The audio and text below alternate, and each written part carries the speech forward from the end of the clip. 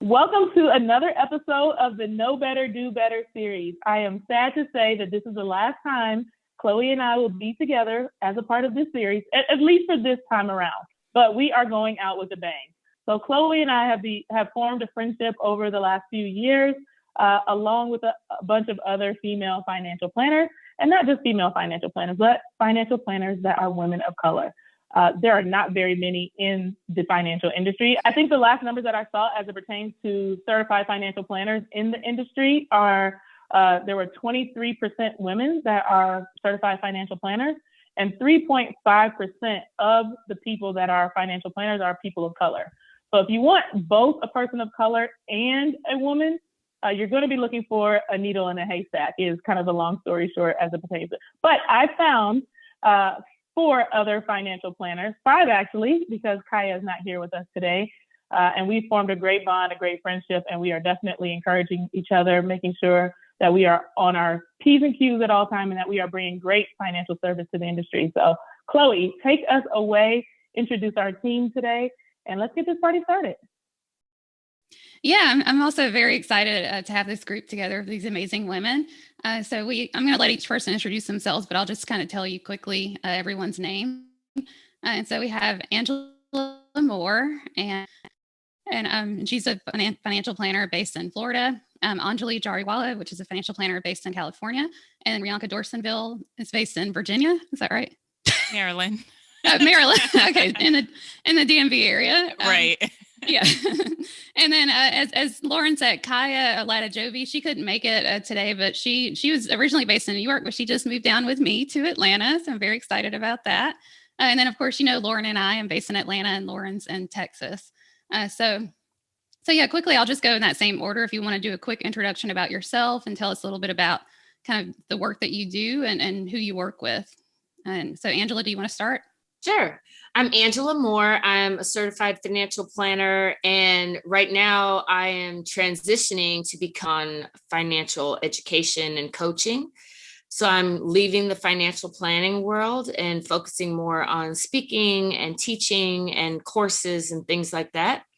I'm originally from Germany, and I'm in Orlando, Florida. Awesome. And then Anjali? Hi, everyone. I'm Anjali. I'm a CFP CPA. My firm, which I founded about 6 years ago, is called Fit Advisors. We work with physicians who have complex tax needs as well as small business owners. And I'm based in Los Angeles, but we work with clients virtually all across the country. And hi, everyone. My name is Rianka Dorsainvil. I am also a certified financial planner, and I'm also the co-founder and co-CEO of 2050 Wealth Partners. It is a 100% virtual comprehensive financial planning firm. And I like to say, we've zooming before Zoom was zooming, because we have been always 100% virtual before the pandemic. And so we believe in, meeting clients where they are, not just, literally, but also we didn't want location or convenience to be a barrier. And so 6 years ago, when I first founded my firm, that was intentional. And then last year, I merged with Lizetta Rainey Braxton to form 2050 Wealth Partners. Great. And so the topic that we're going to talk about today is really just helping women of color get ahead financially. We all, as women of color, we tend to work with a lot of women of color. We see so many different challenges in the work that we do. And so we wanted to kind of talk about some of those challenges and just share some tips from our experiences and some of our perspectives based on the work that we do. And so the first topic we want to talk about is just money and relationships. That, a lot of times we working with women of color, a lot of times my clients might be the breadwinners of their families. And so, and then there's also just kind of dynamics within relationships and kind of merging finances. And so Angela, did you want to get started? Just talk about some of the things that you might see there? Sure. Yeah. So the trend that I usually see is that in our couples, right, the people tend to be opposites. So they might be opposites in their views on money, how they spend money. If there's non-traditional roles in which the the wife is the breadwinner, there's different dynamics that people need to work through. And so when I think about cash flow, when we work with our clients, there's no one size fits all, right? So some people don't want to blend everything together because maybe they had their own money stories. Maybe someone's coming in with a lot of debt. And so forcing someone to merge everything might put them in a really uncomfortable situation. So when it comes to cash flow, when we work with clients, we're really trying to figure out like what's the ideal cash flow plan that makes everyone in a relationship comfortable, right? And so I also work with a lot of children of immigrants. So something that's really important is being able to either send money back home or help other family members, right? So things like that maybe people hadn't talked about originally. That's something that we do work on in the cash flow. We wanted part of the cash flow plan, right? The goal is to have everything be open, honest, people are doing what they feel really comfortable with, and then implementing that plan that works for both people in the relationship so that it's successful for them. Yeah, that's so important. I see a lot of times, certain couples do want to merge everything immediately. Some people want to keep everything separately. And some people want to do kind of a mix in between, but there really is no, kind of one size fits all solution. Rianka, did you have anything? Yeah, just to add on, one size definitely doesn't fit all. And depending on your history, your money story will determine how you will feel about money, right?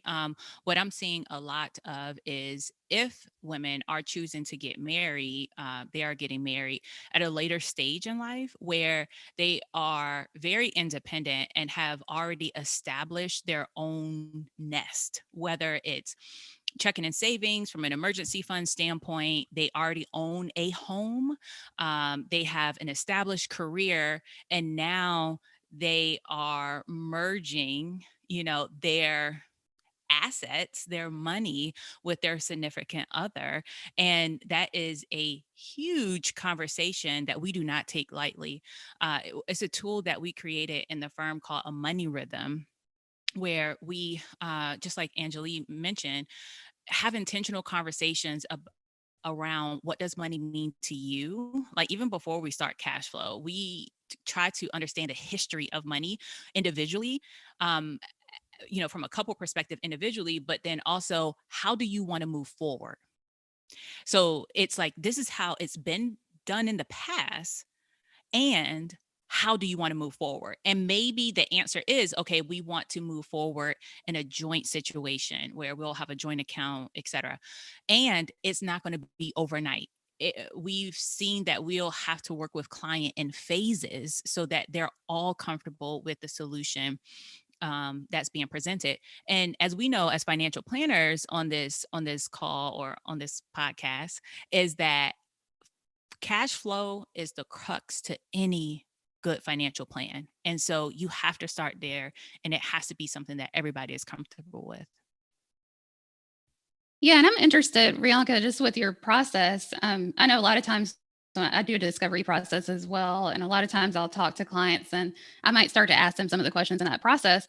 And it's the first time that they've even discussed some of these things. And so I'm just wondering if any of you have any, just advice about things that you can discuss with your partners in advance of getting married, that could maybe prevent some serious arguments down the road. Because we know the number one, cause of divorce is typically money.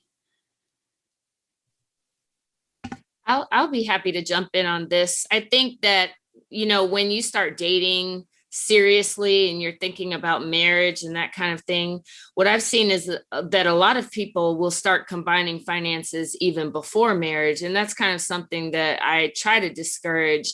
But I do think that just like you go to premarital counseling, I think it's such a great idea to do premarital financial counseling and to see a financial coach or a financial advisor and really start to talk openly.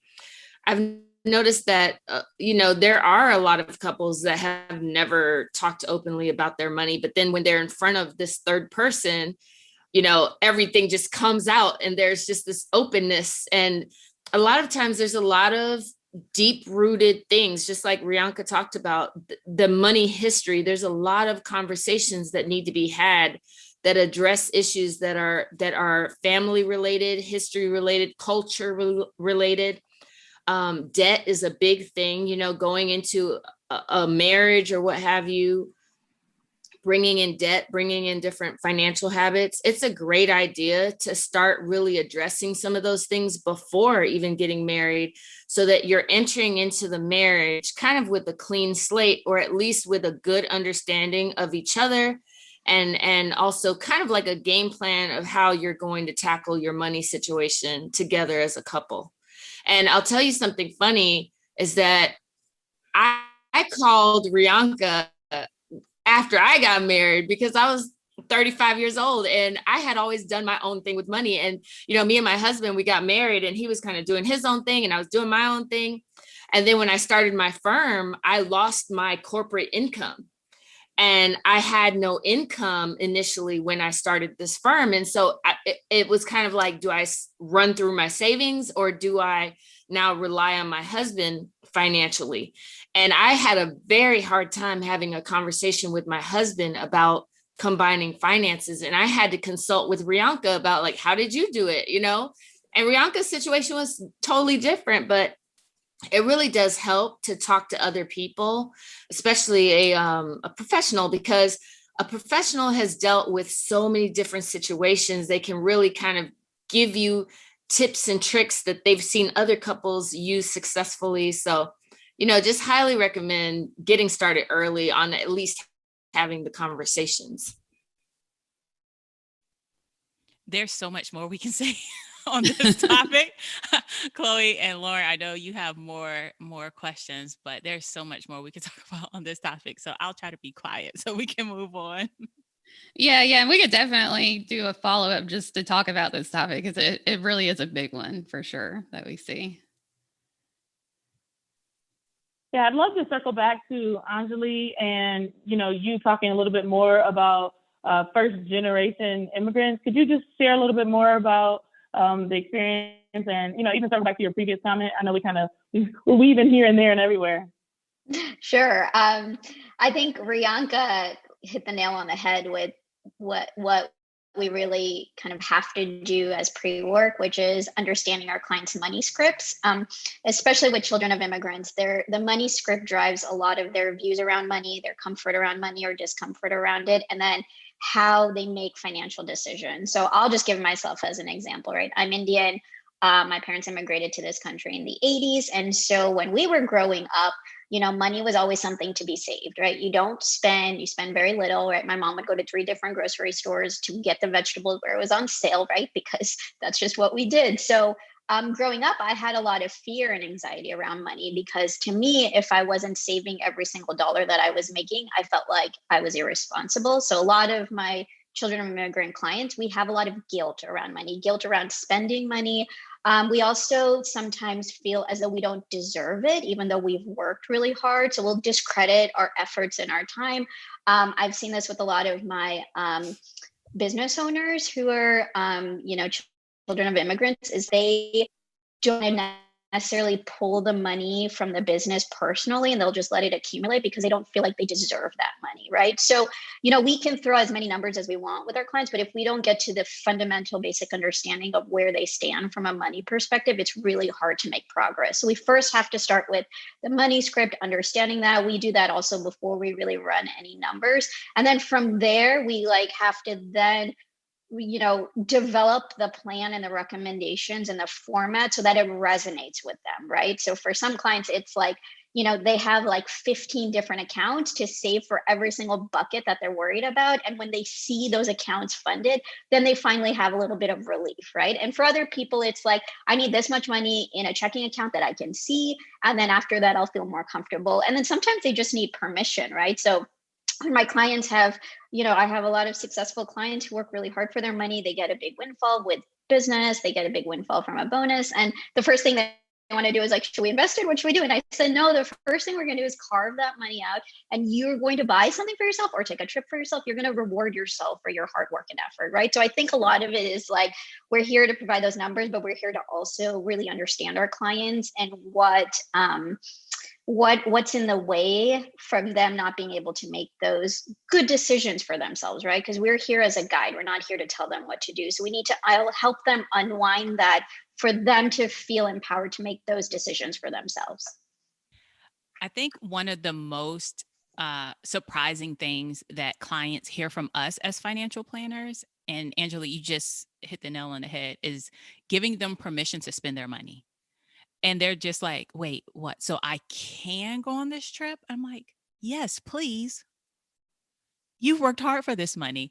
And so what I've noticed, not only with first generation immigrants, but also with first generation wealth builders, there's a similar parallel with a mindset when it comes to finances on an abundance mindset and a scarcity mindset.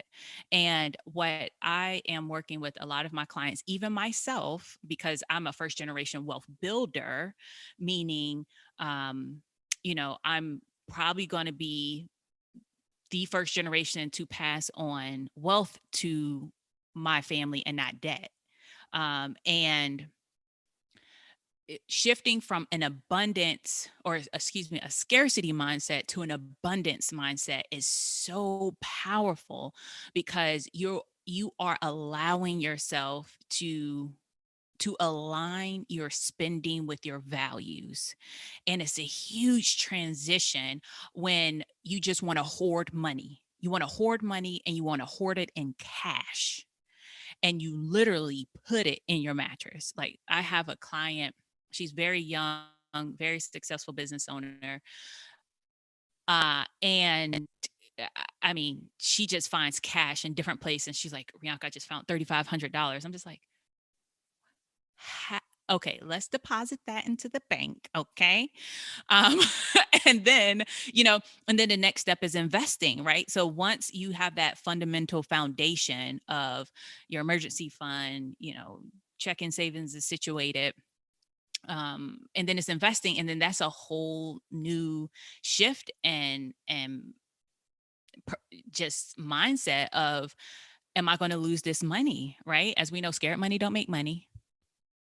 So we have to teach them and give them education. I think that's the biggest thing.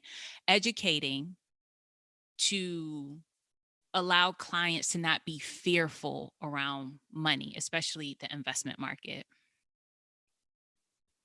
Yeah, definitely. And we can kind of see it on the flip side too, because then, there are clients that hoard a lot of money. But there's also that mindset of, we don't know when more money's coming, so we need to enjoy it today, we don't know how long we're going to be around to see, the fruits of our savings and our labor. So just, and I think another thing too that you mentioned, Anjali, was like just helping friends and family. And that's a big thing that clients have to build into their budgets. And I have to talk to clients about that. But do any of you have any kind of tidbits to share regarding that? I can jump in. I think it's important for clients to have a realistic budget. And I've noticed a lot of times that that's one thing that they tend to leave off of their budget. And it's kind of like a surprise every month that, hey, this family member is asking for assistance and this person's asking for assistance. And I think it's important, if you know that you're going to be offering assistance, or that that you're going to be giving to family, that you build that into your budget. That's going to help you stay on track. And it's also going to help you establish boundaries. And it's really important. And Rianka talked about this one time about putting on your like on an airplane. Yeah, put on your financial oxygen mask first. Your oxygen, like taking care of yourself first. And I think it's really, really important. We were just all talking about the emotional side of money, but again, everything goes, that's why we start with the emotional side, because everything goes back to that. And there is a lot of guilt and shame, especially in communities of color, that, hey, my parents struggled to get me where I am today, and I owe them this, or I owe this to my family. And so a lot of times they're giving without regard to what their goals are, or without regard to other priorities.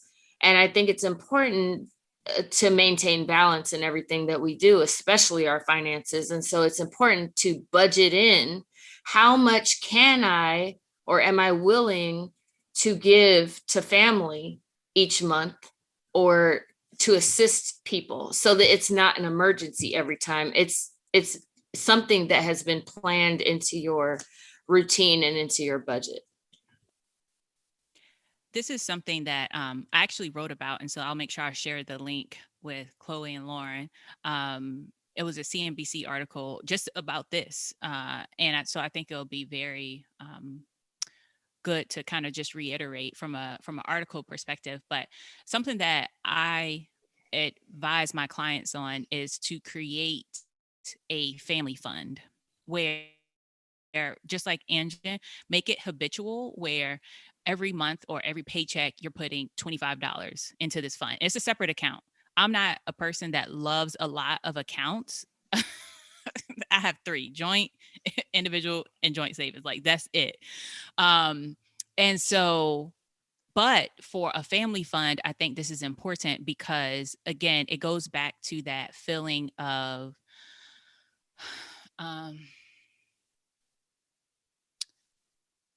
guilt of making it. And it's almost kind of like survivor's remorse of, I made it out. My parents and grandparents in my situation sacrificed a lot for me. And so I owe them the world. In reality, I worked hard as well to, have what I do. And yes, I feel like I do want to financially help support my family. And so what we do is every paycheck, there's money that goes into a family fund. If it reaches $1,000, great. And if uncle calls and say, hey, let me borrow $25, I got $25.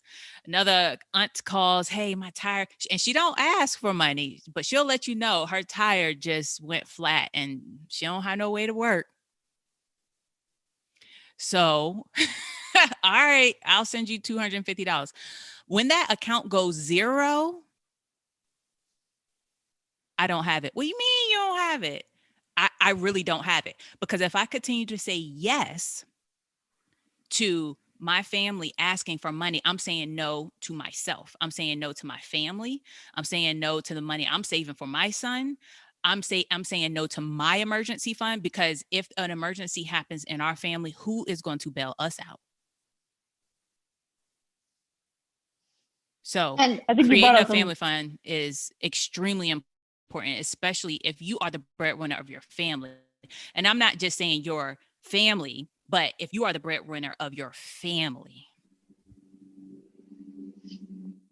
I know I'm very dramatic with my facial expressions. Love it. You see, I got to pause okay. I was just going to say, Anjali, I definitely want to give. Go ahead. Go ahead. I was just going to say that the other thing that I've been seeing a lot in my client base is planning for aging parents. And so even if the parents aren't at the point yet where they need help, whether it's financially, emotionally, whatever the case may be, we actually start that planning even now, because one of the questions we always ask is like, will someone be financially dependent on you now or in the future? So I wrote an article about planning around this, and you almost have to financially plan for the parents in addition to the client, so that they know, because a lot of times there isn't that conversation happening between children and their parents. And so they're like, well, we might have to provide. And so we need to know how much, right? So if there's that deficit that's there, that like, this is how much they have for living expenses, but, we might have to fund this amount. Or, there is also taboo, like in the Asian community, especially, like we don't put parents in homes, right? That's something that also the parents are very opposed to. So, if that's going to be like in-home care, right? Like we actually will plan and start funding that bucket now. So when that obligation does come, the children feel comfortable, right? Because we're not sacrificing their personal goals because of this. We're planning appropriately for it, even if it's something that may not happen till a long time from now. And if it doesn't happen, that's okay, because now it's just extra money that can fund their personal goals. I think you brought up some really good points too. One thing I did kind of want to talk about was this idea of like money and work. So as we think about, being in the workplace, all of us are entrepreneurial women. Many of us, which I think actually with the exception of myself, worked in a traditional financial planning firm prior to starting your own business. Can we talk a little bit about this, what the workplace looks like for a woman of color now and some of the things you experience? I know one of the things that's, been brought up is feeling triggered by insensitive workers who came from money or don't understand their privilege. There's, just a whole laundry list of various things that we've come up against. So does someone want to share a little bit about money in the workplace? Yeah, I feel like Rianka has something to add there because the two of us have some, and I think we all have like such interesting experiences. But Rianka, you want to start that off? Oh, you're on mute. Look, I'm trying to mute myself. I would say, I chuckle because I can laugh about it now, but when I left corporate America, it was no laughing matter. My mental health was at stake.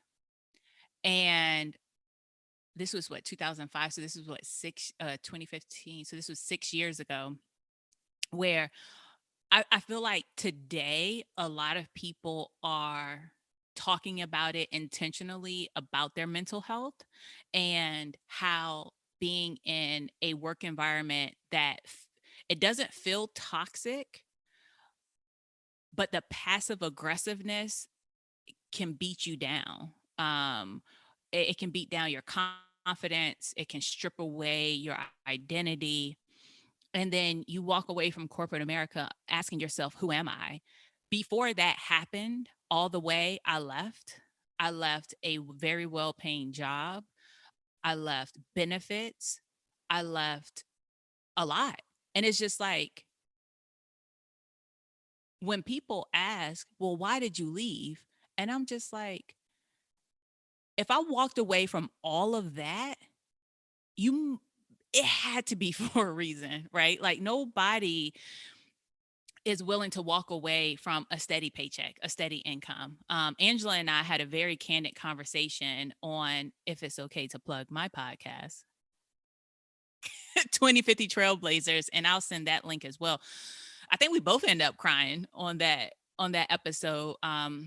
And I'm so happy like Angela reached out to me. It was just like divine intervention or whatever. But it's a lot. And I feel like the space that we're in today gives platform for a lot of women of color to express themselves and have the backing and support of, we're not taking shit from anybody anymore. Period. Yeah, that's so true. Period. And I, it's like I think about just with all of us starting our businesses, and so many other advisors that we know, we a lot of us started our businesses out of necessity. It wasn't because, we had this dream of being a business owner our whole lives. It was just, we didn't see an opportunity. And so, I see that sometimes with clients, they might be in a situation where they're just not happy. And, they're taking advantage of the income that they're making now, but we're preparing for something in the future. Right. I call it forced entrepreneurship. And we celebrate the number of Black women who become entrepreneurs like year over year, right? It's like the fastest growing number of small business owners is Black women, and we applaud that. But do we know the undercurrent of that? Forced entrepreneurship. That's the conversation we need to be having that is not being had in our community. And it may be kind of like preaching to the choir, but I feel like as women of color, Black women need that support of saying like, you're not the only one. And I wish my story was in isolation, but my story is so too common in financial planning. Just had a conversation right before this one of parallels of what she experienced. And now it's a question mark on if she'll stay in this profession or not. Yeah. And I think too, I know, Angela, you talked about just being intentional with budgeting. And something that, we make sure like most of my clients have is therapy. And, that's something that we need to definitely encourage our clients to make room for that. That is a priority. And that is something that, we have to budget around because we definitely need that in the workplace. One thing I'll add to what Rianka was saying is that one thing I've found, and I'm sure all of you see this as well, is that Black women are out here winning. I mean, making a ton of money, multiple advanced degrees, great jobs. It's just incredible the level of success that I see. But at the same time, like Rianka was saying, many of them are looking for a way out. It's just, despite all the success, it's never good enough for whatever reason. It's just not good enough. Another thing that I've seen now as a mom is to me, it sometimes seems impossible to have a traditional job when you're having children. And I think a lot of women push off motherhood because they're like, how in the world would I have a child, with this job? And then it's like, okay, well, I'm going to need to start my own business so I can have the flexibility to raise my child the way I need to. And so it's not only being a minority and being a woman, but then it's also that competing priority of potentially having a family and being a mom. How can you do both? How can you do all of it? And it puts a lot of people in a precarious situation where they have to choose. And my situation is very similar to like Rianka. We talked about this, and like she said, I've had so many women reach out to me and say, I'm in that situation now. I'm in the same situation, and I think back and I'm like, well, I was in that situation like 12 years ago. So this is still going on like today in 2021. Nothing has changed at all, and it's frustrating. And it is like trying to encourage, or I guess show people that there's so much opportunity out there, and to try and stay focused on the prize, because it does beat you down. And it beat me down. And, I just was like, I'm ready to quit, and I think a lot of people go through that. And it's not just in financial planning, it's in a lot of different areas. We see this with our clients, and we understand because we've been there, we've done that. When a client is coming to me and they're telling me these stories, I feel it deep in my soul, because I know what that's like. I know what it's like to be the only woman or the only person of color, or, to have these slick little comments made, or, it's funny because I was telling Rianka when Barack Obama won the presidency, the whole office was like miserable. And it was like, don't say anything to anybody. It was just like this horrible environment. And it was because there was a Black president. It's stuff like that. Like, it's just, it weighs on you. It's overwhelming, and you're exhausted, and it makes you feel like there's no way out. And I think that's another reason why working with someone is good, because it sometimes will help open your eyes back up. And whether it's a therapist or a financial advisor or whatever, like, it's great to not get stuck, is I guess what I'm trying to say. I think we also have to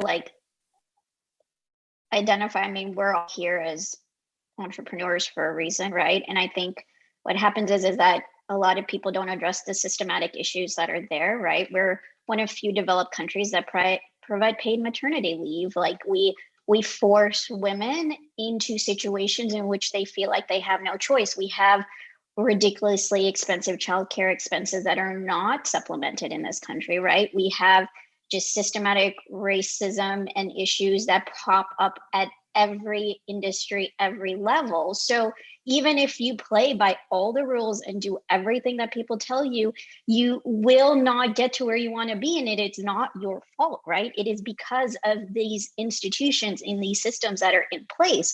So in order for us to break away from that, like, our only option is to start our own business, because that's when we have full control. We do not have to play by people's rules. And then we see the benefit and the value that comes from it. And, I think now at least we're starting to see some openness and willingness to address it and acknowledge it, and companies understanding like the cost of this. Like I was listening to this really great podcast over the weekend, and the Federal Reserve just came out with a report that the racial wealth gap in our country cost us $2 trillion. Like these are crazy numbers, right? And so, part of it is like I love what we do, and I love seeing, like, especially my women of color have really successful businesses, because the more of people like them and like us that are out there, the more there will be recognition and understanding, right? And until we really like push that ahead, I think we're going to still see a lot of this happening where people are falling out of it. And the other piece of it is that the reason why I left kind of the big firm was, I was one of two minorities in the entire company, and it was a $12 billion firm, and we had no minority clients. So and so you're dealing with not only like we makes in a corporate office setting, but also dynamics with the client. It's two sides. Like, I was a career changer, so I was like, I'm not putting up with this, right? But when I transitioned to planning and decided to start my own firm, there was no mentors. There was no one who looked like us, right? There was no one who's doing what we were doing. Where we're like, we're going to start firms serving the clientele we want to serve, people we understand, right? The partner that I was working under told me that I will never make any money in this business working on my own serving young clients, right? That's what he told me, right? So, there's things where like, I love that we can be mentors now to the next generation of advisors coming in, but at the time there weren't very many, and there's still not very many. So part of it is that like a lot of people don't feel comfortable in these environments because they see no one else who looks like them, no one who can make it look like, how did you navigate? How did you do this? Like, why should I stick around? Right. Yeah. And just even thinking about, just working with clients, I think this is part of the reason why Lauryn and I, or all of us really, are just so passionate about, financial education, financial literacy, especially with communities of color, is that, this is the big picture that we see, when we're working with clients. And, this is part of the reason why you have to take advantage of, if you're in a job where you have a really good salary, really good income, take advantage of that, save for yourself, like create that change for yourself, for your family, for future generations, and don't waste the opportunity, because you never know if you need to leave a job, quickly, if something's not working out well, or if you want to start your own business at some point. You have to have that foundation in order to get there successfully.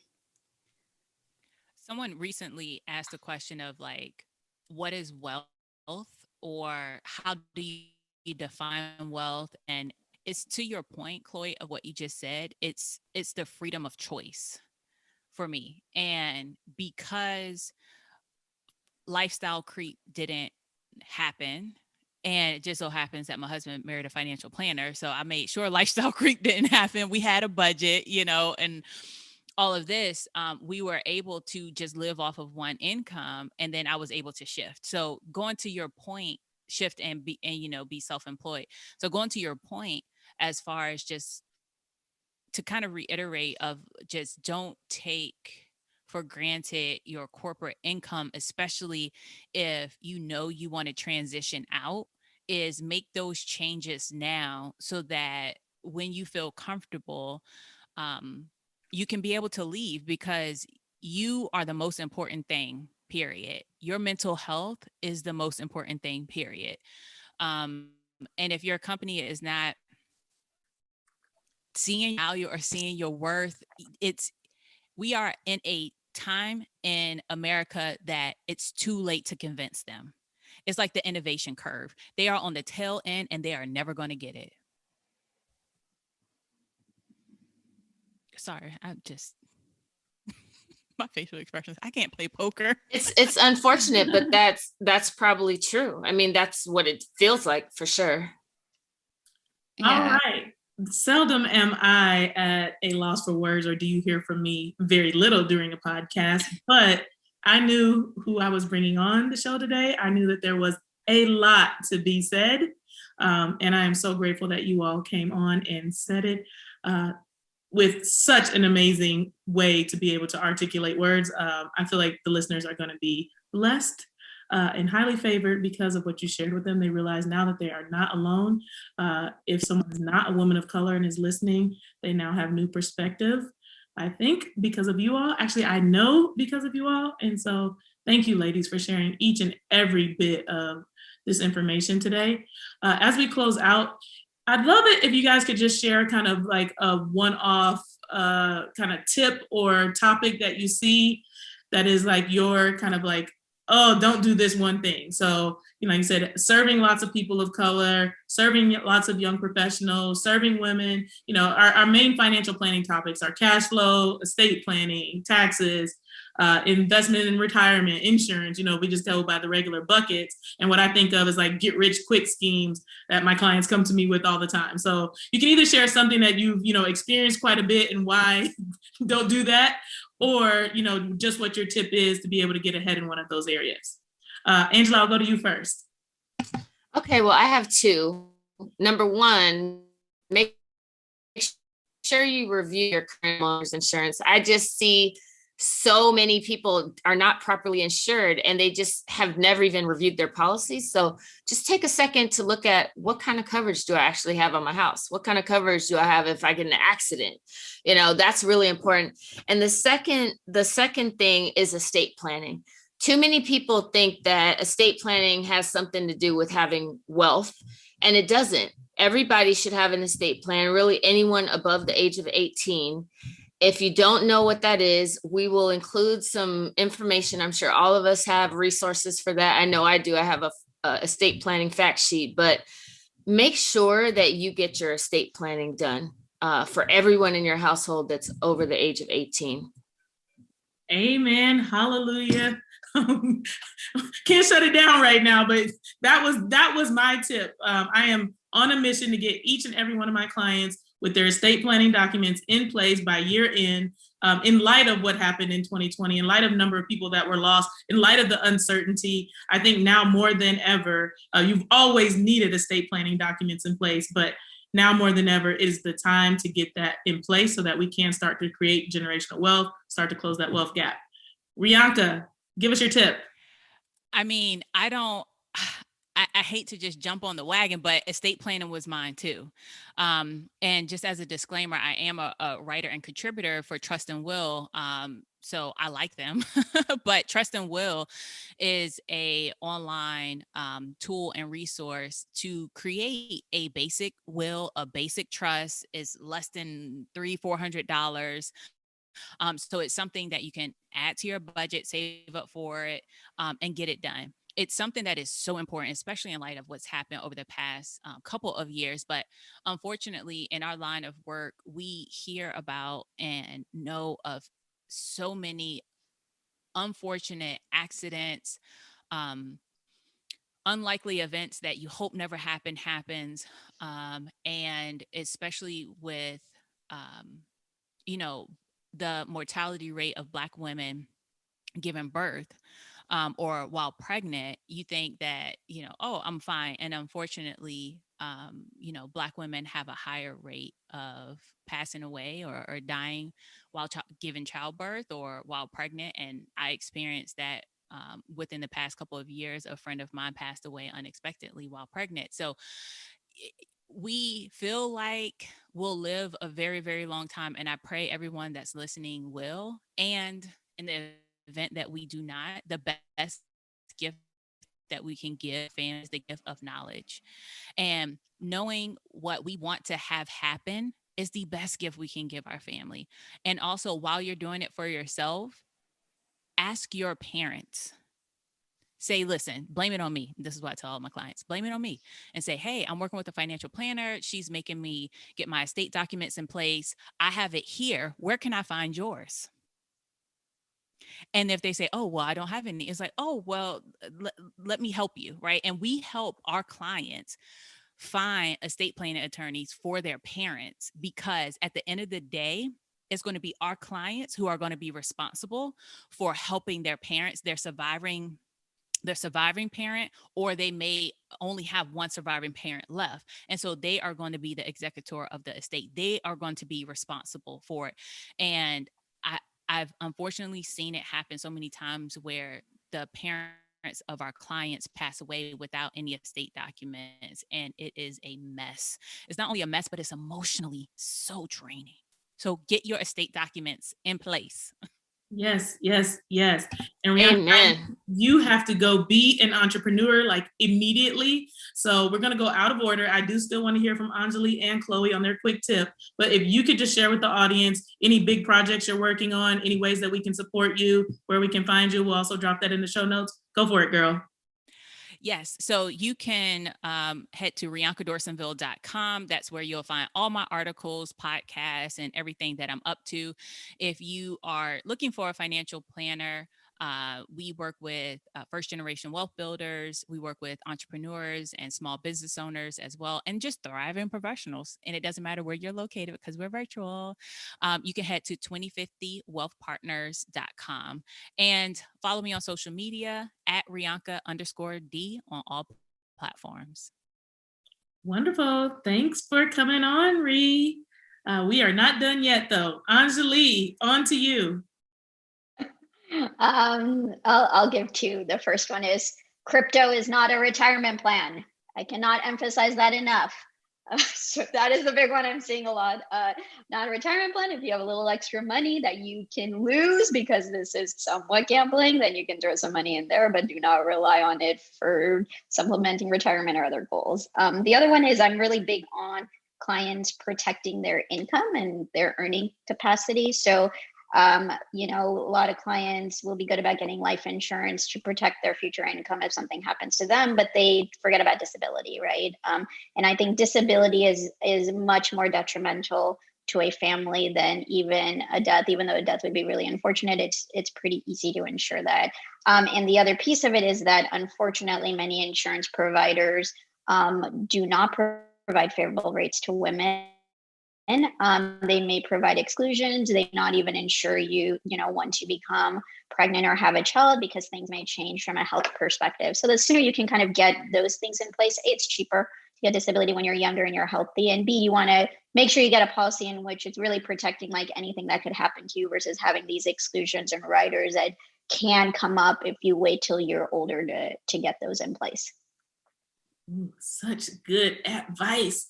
And we've covered pretty much all of the financial planning topics as well. Chloe, my fearless co-host, who has led us all the way through this podcast and through the last 13 weeks. Again, I have to tell you how grateful I am for you. Could you please close us out with your tip and our money quote? Yes. So my tip, I actually have two as well. I think we all have more than one because there's so many things to cover. But the first one is just get a handle on your cash flow. That, like Rianka said earlier, that's the foundation of every financial plan. And those days when you're working, and especially, with my clients, I work with tech employees, they receive a lot of, cash bonuses and equity, and it just seems like the money just keeps coming. But eventually, you have to get to the point where you're going to live off of your savings if you want to stop working. And so, if that's the case, then you need to make sure that you are building that foundation. And once you stop working, you will have a finite amount of money. It's not going to keep coming. So the more you understand your cash flow, understand, what you need to live on comfortably, that will just take you really, really far. The final tidbit that I have is just, don't be afraid to get help. That's part of the reason why we wanted to bring all of these amazing women on, is because, no matter what stage you're in, there's somebody out there that can help you get better financially and just really put yourself in a better situation. And so don't be afraid to ask for help. Don't be afraid to hire a financial advisor. A lot of us haven't seen that in our families and, in our circles, but there are people out there that are willing to help you, and you don't have to go it alone or Google your way to financial advice. Hallelujah. Do not Google your way to financial advice. It can be helpful, but it can also be hurtful. And we take for granted how much information is at our fingertips, but not all information is good information. Do you have a money quote for us, Chloe? Yes. So our money quote for today is, if I didn't define myself for myself, I would be crunched into other people's fantasies for me and eaten alive. And that is by Audre Lorde. I love it. And I think it's perfect for a wrap up to this phenomenal podcast. Anjali and Angela, is there anything else you want to say as we head out? And also, can you share, like you said, projects that you're working on and where we can find you? Sure, I can go first. Projects I'm working on. I'm working on a children's book. I'm really big on buying books for my daughter that feature diverse children. There's still very few. I wanted a book in which my daughter could see herself in. I couldn't find it, so I'm writing it myself. That should come out hopefully spring 2022. We're pretty much through illustrations and stories, so we're just working on the next steps. And you can find me at fitadvisors.com. I also have a podcast. It's called Money Checkup, and it's available on all the streaming services. Most of the ladies on this episode have been on my podcast as well. So this was great, and thanks for having me. Take us home. And you can find me at modernmoney.education. Also, we're on all social media platforms as Modern Money Education. We have a course called the Money Mastermind that addresses our money mindset. And we have a new course that's launching called the DIY Financial Plan, where we're basically teaching people about all of the things we do with financial planning clients. And we do a lot of speaking engagements, corporate speaking engagements, nonprofit, all education. So if there's any opportunities, please feel free to reach out to me. Again, you can contact me at modernmoney.education or on any of our social media platforms. And just to drive home the point about how awesome what Angela is doing is, there are so many people in the financial education space that are not credible, don't have any education, any certifications. Everybody is waking up and deciding that they are a money coach, a money this, a money that. I am so excited for this next round of what Angela's getting ready to do, because it's going to bring quality, credible information to big organizations, and that whole one-to-many aspect of being able to serve lots of people, give them good financial advice so that they can get headed in the right direction is so, so important. So Angela didn't hype herself up enough, so I had to give her a little extra, boost there. All right, that does it for the last episode of the Know Better, Do Better series. We will be circling back with regular scheduled programming very soon, actually in just 2 weeks, but it's going to be a surprise what we're going to talk about. And that's probably because I'm not quite sure what we're going to talk about yet. Chloe has been keeping me on the straight and narrow for the last it's been 26 weeks. We're halfway through the year. But I do have some cool things that I'm thinking about. So tune in 2 weeks for a surprise episode. All right, take care. Bye.